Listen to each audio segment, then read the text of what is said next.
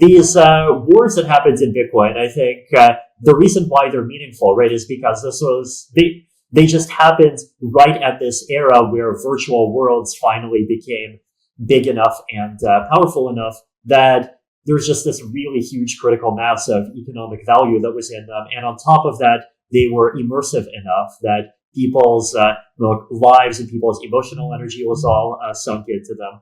And all of these things were kind of true in the 2000s. If you think about like Second Life and World of Warcraft and EVE Online. And I remember reading articles about like $25,000 ships that got blown up. And like that was a really big deal, right? But now, you have like $150 million being stolen from a DAO. And like Bitcoin and Bitcoin Cash, when they forked, they were like multi-billion-dollar chains, right? And in this recent interview with Vitalik Buterin, we learn about the relationship between political views and cryptocurrencies as the recent Fed rate cuts impact international markets, and with elections approaching. Bitcoin has increased to an astounding $62,000. How decentralization affects international economic structures, and how financial systems have changed with the emergence of blockchain. As we listen to more from Vitalik Buterin, the price of Bitcoin is currently at $62,000, up 3% in the previous day and 3% in the last week. Before we get started, don't forget to like, subscribe, and share this channel. Now let's hear what Vitalik has to say. Recently, I made this post where I reviewed the two books on the block size war, right? There was Jonathan Beer's The Block Size War, and then Roger Vere's Hijacking Bitcoin. And I think one of the reasons I care about this, right, is because they might be some of the very earliest, like, real books of post-internet history. And what I mean by the word real here is, like, history is, like, at its most real when you have these, like, deep conflicts that feel existential to their participants, right? And, people don't get, like, animated and excited by, like, the history of changes in grain prices between 1868 and 1892, right? It's, like, the big stuff. And these wars that happened in Bitcoin, I think the reason why they're meaningful, right, is because they just happened right at this era where virtual worlds finally became big enough and powerful enough that there's just this really huge critical mass of economic value that was in them. And on top of that, they were immersive enough that people's lives and people's emotional energy was all sunk into them. And all of these things were kind of true in the 2000s. If you think about like Second Life and World of Warcraft and EVE Online. And I remember reading articles about like $25,000 ships that got blown up. And like that was a really big deal, right? But now, you have like $150 million being stolen from a DAO. And like Bitcoin and Bitcoin Cash, when they forked, they were like multi-billion-dollar chains, right? And the reason why I care about this is that I think when you start to read books of internet history, and then you start to compare that with the knowledge that we have about like regular, the history that we learned in school, and then you get to ask, like, what are the real human universals, right? And what are the things that are these very deep and enduring traits of a combination of human psychology and just inherent properties of like game theory and interaction of multiple people and multiple tribes that are so robust that they survive across media as different as, wars between countries and conflicts within a blockchain on the internet. And I think there's like things that you can find, right? Even like patterns such as, for example, how Bitcoin people, would accuse Ethereum people of intervening in this civil war and supporting the side of Bitcoin Cash, which a lot of Ethereum people, did, because like a lot of the reason why people went to Ethereum is because they believed in blockchains that like technologically progress more, right?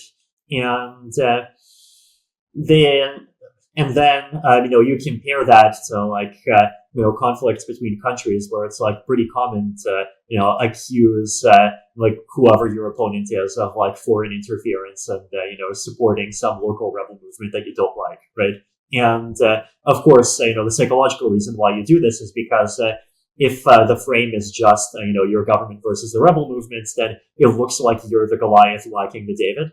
and you're kind of on the narrative back foot there. But if, on the other hand, you can re-portray the David as being the pawn of an even bigger Goliath outside, then like that kind of like that flips the narrative, right? And these are things that we see in like these like totally incredibly different media, right? So like even things like that, they happen in crypto, right? And then at the same time, we have more regular things, like we have hard forks in Ethereum. Then you have DAOs that are on top of Ethereum. You have projects that are forking in all kinds of different ways. You have projects that are competing with each other, projects that are cooperating. There's all kinds of these like very rich and very complicated relationships. And I think a lot of the political philosophy has a lot of very meaningful things to say about those kinds of topics. So that's the crypto part of the answer, right? Which is basically that I think, social and political ideals are what got a lot of us into crypto. And at the same time, I think like those ideas and newer versions of them have a lot to teach us in terms of how this space and things in this space should keep moving. But maybe we'll pause here before getting into big picture stuff. During this pivotal time of global change, where conflicts in society and the development of new technologies like artificial intelligence are transforming the future at the same time, Vitalik Buterin will be speaking. He will make a comparison between the uncertainties brought on by international conflicts and the astounding progress being made in artificial intelligence, which some predict will result in superintelligence within a few years. These changes put our capacity to forecast the future with any degree of certainty at risk, from demography to the social effects of technology. In this introduction, Buterin will discuss how a period of more stable international relations influenced earlier beliefs about authority and control in technology, especially in Silicon Valley. Don't forget to like, subscribe for daily videos like these. Let's return and listen to what he had to say. This is a really interesting period in history because there's a lot of old things that are falling away, and there's a lot of new things that are coming in at the same time, right? So one of them is, of course, the rate of AI progress, right? Because, there are people who seriously believe that we are literally on 4-year timelines away from superintelligence. I personally, think that that's probably false, but, there definitely are people who seriously, think this way. And if that's true, then like everything goes out the window, right? And like I feel like I've always sort of known this in the back of my head. Like I remember being in high school and during the daytime I would go into a geography class and they'd be telling me about demographic projections and what's going to happen in China in the 2090s and the need to have certain family planning policies or not. Then, the evening I'll be reading Ray Kurzweil talking about the singularity being imminent.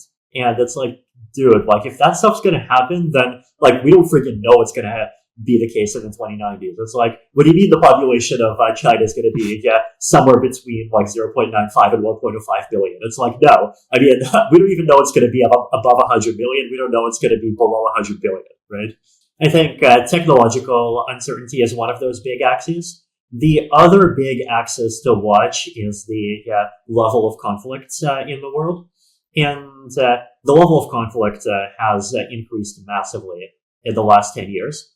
And that has very direct human costs, right? I visited Ukraine myself a couple of months ago. And you could go around the streets and you can definitely see people walking around with signs of some pretty crazy injuries, right? And that's like a direct, human cost that's like very bad for people, right? And like, this is going to affect, society, how, like children think and grow up and all of this, right? And so conflict, always has these like very direct, very bad costs. It also has indirect effects, right? And one example of this is that one of the ways that I think about like Silicon Valley ideology in about, let's say around 2010 is that I think people then like basically thought that they were creating the kind of stuff that we think we're creating when we're creating decentralized software, except they and the users and like basically the world assumed that all of these control related properties don't really matter, and the reason basically is because the world was at peace, right? And the world was like at peace in multiple meta levels, right?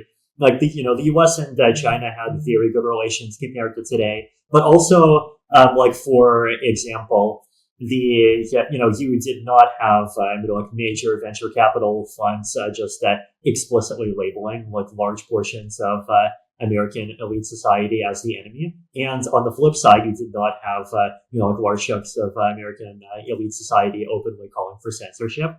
And so no one was like, the extent to which people were trying to exert power over each other, both on the physical level and on the virtual, was much lower. And I think this is also a big part of why Silicon Valley was able to scale so successfully, right? Which is basically that the whole issue of power and control was in the background, and so people did not really mind that all of this American technology was just taking over worldwide.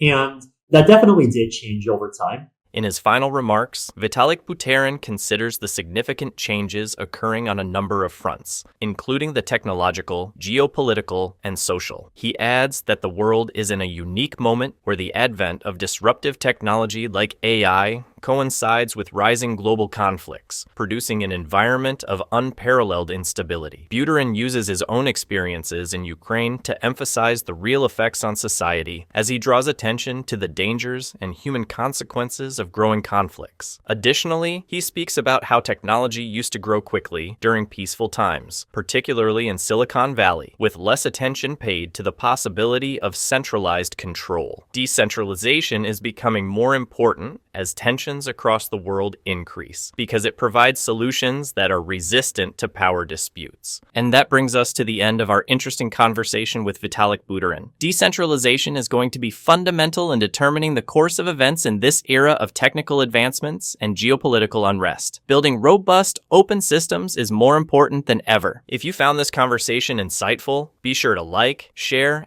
and subscribe to stay updated on the latest developments in blockchain and decentralized technologies. Thanks for watching, and we'll see you in the next video.